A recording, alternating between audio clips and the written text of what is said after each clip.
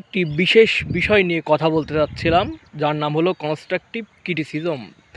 তো বিষয় হলো, আপনি কখনোই দেখবেন না একটি অফিসে বা একটি বড় কোনো প্রতিষ্ঠানে কখনো ওই প্রতিষ্ঠানের মালিক বা বস বা সিইও কখনো তার চেয়ে নিম্ন পোস্টের কোনো মানুষের সমালোচনা করে বা ওইভাবে কখনো কিছু বলে। ঠিক আছে, দেখবেন না কখনো পিয়নকে নিয়ে বা তার সে নিম্ন পোস্টের কাউকে নিয়ে আর কি কখনোই কোনো অফিসের বস বা দেখা যাচ্ছে যে আপনার সিইও গসিপ করে, সমালোচনা করে, ক্রিটিসাইজ করে। ঠিক আছে, কিন্তু ওই বসকে নিয়ে বা সিইওকে নিয়ে দেখা যাচ্ছে যে পিয়নেরা কিন্তু অহরহ ক্রিটিসাইজ করতে থাকে, তা গসিপ করতে থাকে নিজেদের মধ্যে। ঠিক আছে, আবার দেখবেন না যে পিয়নরা তার চেয়ে নিম্ন পোস্টের যারা আছে তাদের সাথে কখনো ওই রকমভাবে ক্রিটিসাইজ করে বা ঠিক আছে এগুলো করার চেষ্টা করে।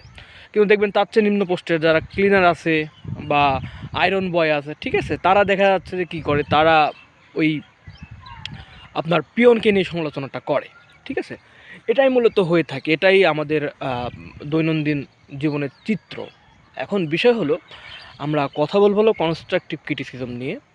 তো এই যে ক্রিটিসাইজ করে একটা মানুষকে, এতে যেমন মানুষ বিব্রত হয়, তবে এখান থেকে শিক্ষণীয় বিষয় আছে যদি সেটা কনস্ট্রাকটিভ হয়। ঠিক আছে, গঠনমূলক যদি হয়।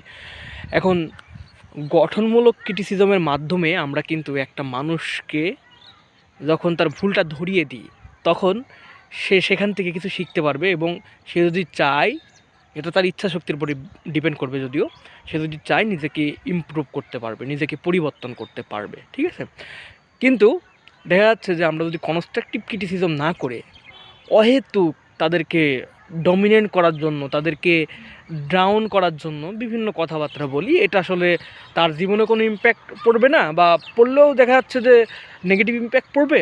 আর এই তো যে করলো তার জীবনেও তো একটা ওইভাবে ইম্প্যাক্ট না পড়লেও একটা বিষয়টা খারাপ হবে, তাই না? পাপ হবে যেটাকে আমরা বলি, তাই না, গসিপ করা।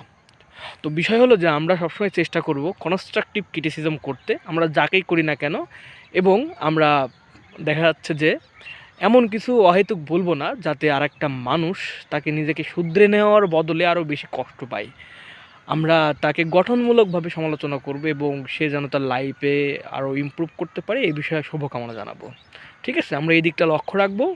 ধন্যবাদ সকলকে, দেখা হবে পরবর্তী কোনো ভিডিওতে। Good bye.